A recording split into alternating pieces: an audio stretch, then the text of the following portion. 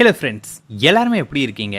இன்னைக்கு வீடியோவில் நம்ம பார்க்க போகிறது ஆழ்மனம் பார்த்திங்கன்னா ஆட்டோமேட்டிக்காக வேலை செய்யக்கூடிய ஒரு முறை பற்றி நம்ம பார்க்க போகிறோம். நம்மளோட ஆழ்மனம் பார்த்திங்கன்னா ஆட்டோமேட்டிக்காக நமக்கு வேணுங்கிறத அதுவாகவே ஒரு ப்ரோக்ராமர் பண்ணி நமக்கு வேணுங்கிறத நம்மக்கிட்ட கொண்டு வந்து கொடுக்கக்கூடிய ஒரு முறை பற்றி நம்ம பார்க்க போகிறோம். ஓகே, இந்த முறை பார்த்திங்கன்னா யார் யாரெல்லாம் பண்ணலாம் அப்படின்னு கேட்டிங்கன்னா எல்லாருமே பண்ணலாங்க.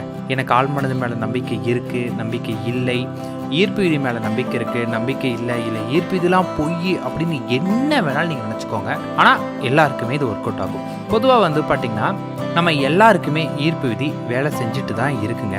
ஸோ நம்பிக்கை இல்லைன்னு சொல்கிறவங்க கொஞ்சம் பொறுமையாக கேளுங்க.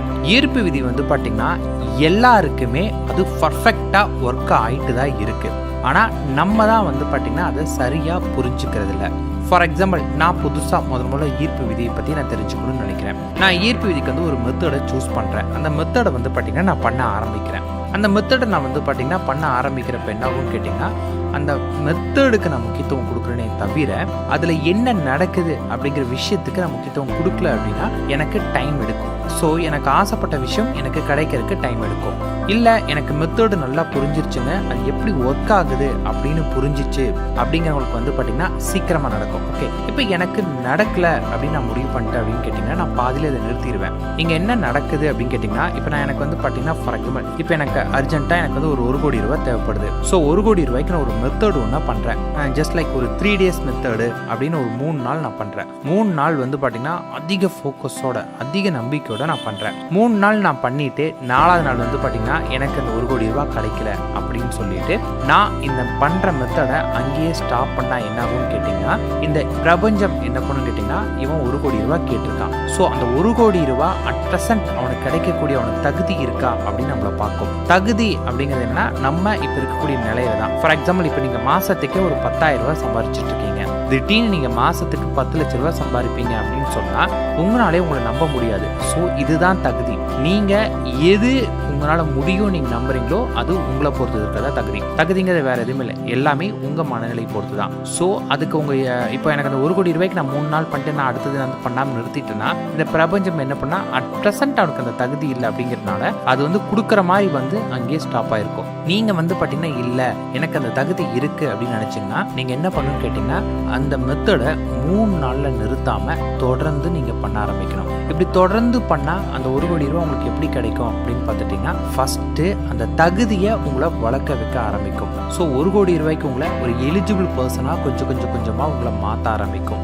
நீங்கள் பணத்தை ஈர்க்கக்கூடிய ஒரு மேக்னெட்டாக மாற ஆரம்பிப்பீங்க. ஸோ கொஞ்சமாக உங்கள் சைட்லேருந்து உங்களை கரெக்ட் பண்ண ஆரம்பிக்கும். அந்த கரெக்ஷன் நீங்கள் எல்லாமே கிளியர் ஆகும்போது உங்களுக்கு கிடைக்கும். இவ்வளோதான். ஸோ உங்களுக்கு ஒரு விஷயம் பார்த்தீங்கன்னா இந்த டைமுக்குள்ளே கிடைக்கலன்னா நீங்கள் தொடர்ந்து பண்ணணும். ஏன்னா இந்த செகண்ட் நீங்கள் அதுக்கு எலிஜிபிளாக இல்லை அப்படிங்கிறது புரிஞ்சுக்கோங்க. ஸோ தொடர்ந்து நீங்கள் செய்யும்போது தான் அதுக்கு தகுந்த எலிஜிபிலிட்டி உங்களுக்கு வரும். ஆல்ரெடி நீங்கள் எலிஜிபிலிட்டியாக இருந்தீங்க அப்படின்னா உங்களுக்கு கிடைக்கும். அண்ட் செகண்ட் என்ன தெரியுங்களா, ரொம்ப முக்கியமாக நீங்கள் தெரிஞ்சுக்க வேண்டியது, எந்த ஒரு விஷயத்தை தொடர்ந்து அகைன் அண்ட் அகைன் நம்ம செஞ்சால் மட்டும்தான் அந்த விஷயம் நமக்கு ஒர்க் ஆகுமே. நம்ம மனசில் அப்போதான் பதியும். எல்லாரோட மனமும் ஒரே மாதிரி கிடையாது. ஒருத்தங்களாம் பார்த்தீங்கன்னா பண்ணுற அந்த செகண்டே அவங்க மனதில் அதை பதிய வச்சிருவாங்க. ஒரு சிலருக்கு எவ்வளவு தடவை பண்ணாலும் அவங்க மனதில் பதியாது. ஸோ அவனுக்கு நடந்துருச்சு, அப்போ எனக்கு நடக்கல அப்படின்னு நான் நினச்சேன்னா அவனு நானும் ஒன்று கிடையாது. ஸோ அதை நீங்கள் தெளிவுபடுத்திக்கோங்க. உங்களுக்கு நடக்கணும் அப்படின்னா நீங்கள் உங்களை பற்றி மட்டும்தான் நினைக்கணுமே. உங்கள் மனதில் ஒரு விஷயம் பதியணும்னு நினச்சிங்கன்னா திரும்ப நீங்கள் பண்ணிகிட்டே இருக்கணும் ஒரு விஷயத்த.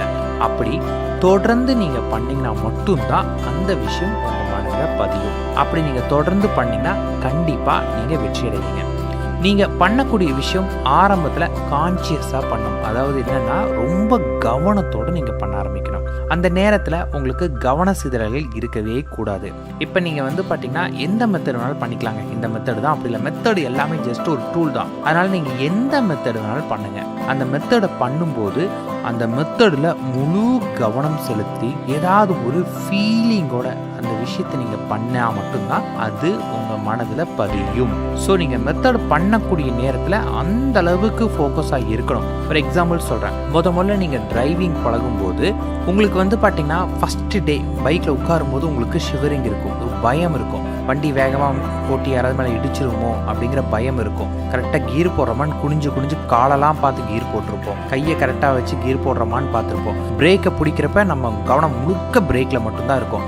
ஆரன் அடிக்கிறப்ப நம்ம கவனம் முழுக்க ஆரனில் தான் இருக்கும். இண்டிகேட்டர் போடும்போது நம்ம கவனம் முழுக்க இண்டிகேட்டர் தான் இருக்கும். ஸோ நம்ம முதல்ல டிரைவிங் பழகும்போது நம்மளோட முழு கவனமும் வந்து பார்த்தீங்கன்னா நமக்கு அந்த வண்டியில் மட்டும்தான் இருக்குமே.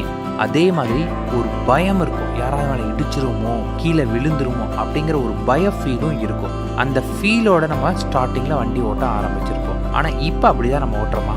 நல்லா யோசிச்சு பாருங்க, கிடையவே கிடையாது. ஃபார் எக்ஸாம்பிள் சாயந்தரம் நீங்கள் ஆஃபீஸ் விடுவீங்க, ஆஃபீஸ் விட்டு டயர்டாக வருவீங்க, வண்டியில் சாய் போடுவீங்க, அவ்வளோதான் உங்களுக்கு ஞாபகம் இருக்கும். கொஞ்சம் நேரத்தில் நீங்கள் வந்து பார்த்தீங்கன்னா வீட்டில் வந்து வண்டி நிறுத்தி உங்களுக்கு தெரியும். சம்டைம் யோசிச்சு பார்க்குறப்ப எப்போ நான் அங்கேருந்து இவ்வளோ தூரம் வந்தேன் அப்படின்னு கூட உங்களுக்கு ஞாபகம் இருக்காது. ஃபுல்லாக பிளாங்காக இருக்கும். அந்த இடத்துல என்ன இருக்குன்னு கேட்டிங்கன்னா அந்த விஷயம் உங்கள் ஆழ்மனத்தில் பதிஞ்சிருக்கும். உங்கள் ஆழ்மனம் உங்களை அந்த இடத்துல செயல்படுத்தியிருக்கும். இவ்வளோதான். நமக்கு என்ன வேணுங்கிறத நம்ம சரியாக நம்ம ஆழ்மனத்தில் கரெக்டாக பதிய வச்சுட்டோம் அப்படின்னா நம்ம ஆழ்மனம் நம்மளோட தேவைகளை ஆட்டோமேட்டிக்காக நம்மளையே செய்ய வச்சிடும். ஸோ நல்லா புரிஞ்சுக்கோங்க, இந்த ஈர்ப்பு விதிங்கிறது மேஜிக் கிடையாது. நம்ம ஆசைப்படக்கூடிய விஷயத்தை இந்த உலகத்தில் எதுவாக இருந்தாலுமே நம்மளை அடைய வைக்கும்னா நம்மளை அதை ஆட்டோமேட்டிக்காக செய்ய வைக்கும். அப்படிதான். ஸோ நீங்கள் வந்து பார்த்தீங்கன்னா இப்போ என்கிட்ட ஒருத்தர் பேச மாட்டேங்கிறாரு. ஸோ நான் இப்போ வந்து ஒரு ஈர்ப்பு விதி மெத்தட் நான் பண்ணேன். நான் எங்கள் வீட்டுக்குள்ளே உட்காந்துட்டு என் ஃபோன்லாம் சுவிட்ச் ஆஃப் பண்ணிவிட்டு வெளியவே வர மாட்டேன், ஃபோனில் ஆஃப் பண்ணிட்டு வருவேன். ஆனால் அவராகவே என் கூட பேசணும்னு நினச்சிங்கன்னா நடக்காது. ஸோ நீங்கள் பண்ண உங்களை பண்ண வைக்கும். நீ போய் அவர் கூட பேச ட்ரை பண்ணு, இல்லை உங்கள் ஃபோனை ஆன் பண்ணி வை, உங்கள் தெரிஞ்ச ஃப்ரெண்ட்ஸுங்கிட்ட பேசிப்பாரு, இல்லை வெளியே இந்த கடைக்கு போ அப்படின்னு ஈர்ப்பு விதி உங்களுக்கு சிம்டம்ஸ் கொடுத்துட்டே இருக்கும். அந்த சிம்டம்ஸ்லாம் நீங்கள் பண்ண ஆட்டோமேட்டிக்காக அவங்கக்கிட்ட உங்களுக்கு சிக்னல் வர ஆரம்பிக்கும். இப்படி தான் உங்களுக்கு வந்து பார்த்தீங்கன்னா வேலை செய்யுமே தவிர இட்ஸ் நாட் அ மேஜிக். ஆழ்மனம், ஈர்ப்பு விதி, லா ஆஃப் அட்ராக்ஷன் இது எல்லாமே வந்து பார்த்தீங்கன்னா உங்களை செயல்படுத்த வைக்கும். ஸோ இதில் கிளியர் ஆகிக்கோங்க. நீங்கள் ஒரு விஷயத்தில் செயல்பட்டு வெற்றி அடையணும்னு நினச்சிங்கன்னா அந்த விஷயத்தை நம்பிக்கையோட, ஒரு உணர்வோட, முழு கவனத்தோட தொடர்ந்து செஞ்சிட்டு இருந்தீங்கன்னா உங்களுக்கு நடக்கும். அடுத்தது எல்லாரும் சொல்லக்கூடிய விஷயம் என்னன்னு கேட்டிங்கன்னா, நான் பண்ணுறேங்க, எனக்கு நெகட்டிவிட்டி வருது, நான் என்ன பண்ணுறது அப்படின்னு கேட்பாங்க. ஸோ இதுக்கு ஒரு எக்ஸாம்பிள் சொல்கிறேன். ஒரு நாளைக்கு நமக்கு 24 மணி நேரம் இருக்குங்க. இந்த 24 மணி நேரத்தில் வந்து பார்த்தீங்கன்னா நீங்கள் ஒரு மெத்தடு பண்ணுறீங்க அப்படின்னா அந்த மெத்தடுக்கு பாசிட்டிவாக எவ்வளோ நேரம் நினைக்கிறீங்க, நெகட்டிவாக எவ்வளோ நேரம் நினைக்கிறீங்க அப்படிங்கிறது முக்கியம். ஸோ நான் பாசிட்டிவாக வந்து பார்த்தீங்கன்னா ஒரு நாளைக்கு ஒரு 16 மணி நேரம் நினைக்கிறேங்க, நெகட்டிவாக ஒரு 8 மணி நேரம் நினச்சிங்கன்னா உங்களுக்கு அந்த நெகட்டிவ் உங்களை ஒன்றுமே பண்ணாது, நீங்கள் கவலையே படாதீங்க. ஏன்னா பாசிட்டிவ் உங்களுக்கு ரொம்ப ஸ்ட்ராங்காக இருக்குது. அந்த பாசிட்டிவை உணர்வு பூர்வமாக கொண்டு வாங்க. அப்படி கொண்டு வந்தீங்கன்னா போதுமானது. எனக்கு நெகட்டிவ் தாங்க 16 மணி நேரம் இருக்குது, வெறும் 8 மணி நேரம் தான் பாசிட்டிவ் இருக்குன்னா கண்டிப்பாக உங்களை நெகட்டிவ் தான் ஆட்கொள்ளுமே. அதனால எந்த அளவுக்கு நீங்கள் பண்ணக்கூடிய விஷயத்தில் உங்களை பாசிட்டிவாக நீங்கள் பார்க்குறீங்களோ அந்த அளவுக்கு அது சக்ஸஸ்ஃபுல்லாக மாற ஆரம்பிக்கும். ஸோ இது நல்லா தெரிஞ்சுக்கோங்க. நீங்கள் எந்த மெத்தட் பண்ணாலுமே மேக்ஸிமம் உங்களை பாசிட்டிவாக வச்சுக்க ட்ரை பண்ணுங்க. ஏன்னா நெகட்டிவாக இருக்கக்கூடாதுன்னு நினைக்காதீங்க, முடியாது. இந்த உலகத்தில் எல்லாருக்குமே நெகட்டிவ் இருக்கும். பேசக்கூடிய எனக்கும் இருக்கு, கேட்கக்கூடிய உங்களுக்கும் இருக்கும், எல்லாத்துக்குமே நெகட்டிவ் இருக்கும். பட் பாசிட்டிவ் அதிகமாக இருக்கா, நெகட்டிவ் அதிகமாக இருக்கா அப்படிங்கிற விஷயந்தான். ஸோ என்னால் வந்து பார்த்தீங்கன்னா என்னால் பாசிட்டிவாக எப்பயுமே இருக்க முடியலைங்க, மோஸ்ட்லி 90% நான் நெகட்டிவாக மட்டும்தான் இருக்கிறேன் அப்படின்னு நீங்கள் நினச்சிங்கன்னா கண்டிப்பாக அந்த நேரத்தில் உங்களுக்கு ஒரு ட்ரைனரோட ஹெல்ப் வேணும். ஸோ ஒருத்தங்க ஒரு கைடன்ஸோட உங்களை கைடன்ஸ் பண்ணுவாங்க. அதர்வைஸ் உங்களுக்கு கைடன்ஸ்லாம் யாருமே வேண்டாம். உங்களாலேயே உங்களை ஆசைப்பட்ட விஷயம் இந்த உலகத்தில் எதுவாக இருந்தாலும் அடைய முடியும். ஸோ இப்போ நம்ம வந்து பார்த்தீங்கன்னா உங்களுக்கு ஒரு மெத்தட் ஒன்று சொல்லித்தரேன். இது வந்து பார்த்தீங்கன்னா ஜஸ்ட் 1 செகண்ட் நீங்கள் பண்ணக்கூட மெத்தட் தான். முதல்ல வந்து பார்த்தீங்கன்னா நீங்கள் ஆசைப்படக்கூடிய விஷயம் எதுவாக வேணாலும் இருக்கலாம். ஃபார் எக்ஸாம்பிள் நீங்கள் ஒரு விரும்புகிற ஒரு நபர் உங்களுக்கு ஃபோன் பண்ணணும், அதான் உங்களோட ஆசை அப்படின்னு கேட்டிங்கன்னா நீங்கள் வந்து பார்த்தீங்கன்னா உங்களோட கையில் உங்களோட ஆள்காட்டி விரல் எடுத்துக்கோங்க. ஆள்காட்டி விரலில் வந்து பார்த்தீங்கன்னா ஒரு சின்ன ஃபோன் சிம்பிள் மாதிரி ஒன்று வரைஞ்சிக்கோங்க. வரைஞ்சிக்கிட்டு அதை நீங்கள் பார்க்குறப்ப வந்து பார்த்தீங்கன்னா அவங்க ஃபோன் பண்ணுவாங்க அப்படிங்கிற நம்பிக்கை இருக்கணும். இது நீங்கள் எப்பெல்லாம் தோணுதோ அப்போதான் வரைஞ்சிட்டே இருக்கணும். மோஸ்ட் ப்ராப்பர்லி உங்களோட ஆள்காட்டி விரலில் அந்த சிம்பிள் எப்பயுமே இருக்கணும். நைட்டு நீங்கள் தூங்குறதுக்கு முன்னாடி இந்த சிம்பிளை வரைஞ்சிட்டு கண்களை மூடிக்கிட்டு அவங்கள காட்சிப்படுத்துங்க. உங்கள் மனக்கண்ணில் உங்களை நிறுத்தின பிறகு உங்களோட ஆள்காட்டி விரலோட உங்கள் கட்டை விரலை சேர்த்து லைட்டாக அழுத்திட்டு கண்களை மூடிக்கிட்டு அவங்கள பற்றி திங்க் பண்ணுங்க. அவங்க உங்களுக்கு ஃபோன் பண்ணுவாங்க. இது வந்து பார்த்தீங்கன்னா எல்லாருக்கும் டிஃப்ரெண்ட்டாக நடக்கும். சில பேருக்குலாம் பண்ண அன்னைக்கே ஃபோன் வந்துடும், சில பேருக்கு வந்து ஒரு 3 நாள் ஆகலாம். ஆனால் தினமும் ஒரு நிமிஷம் நீங்கள் பண்ணலாம். ஒரு நொடி பண்ணாவே பார்த்தீங்கன்னா ஒரு நொடி ஒரு மெத்தட் இது 1 அல்ல. ஆனால் தொடர்ந்து பண்ணுங்க, கண்டிப்பாக ஜெயிப்பீங்க. கேட்கலாம் எவ்வளோ நாளைக்கு அப்படின்னு. நீங்கள் எவ்வளோக்கு எவ்வளோ கான்ஃபிடென்ட்டாக பண்ணுறீங்களோ அந்தளவுக்கு சீக்கிரமாக நடக்கும். நான் தோக்க மாட்டேன், நான் ஜெயிப்பேன் அப்படின்னு நம்பினீங்கன்னா கண்டிப்பாக ஜெயிச்சு தான் தீருவீங்க. உங்களை யாருனாலையுமே தோக்கடிக்க முடியாது. விரும்பினதை அடைவீங்க. நீங்கள் ஆசைப்பட்டதை நான் அடைவேன் அப்படிங்கிற நம்பிக்கையோட முயற்சி பண்ணுறவங்களுக்கு வெற்றி நிச்சயம். All the best.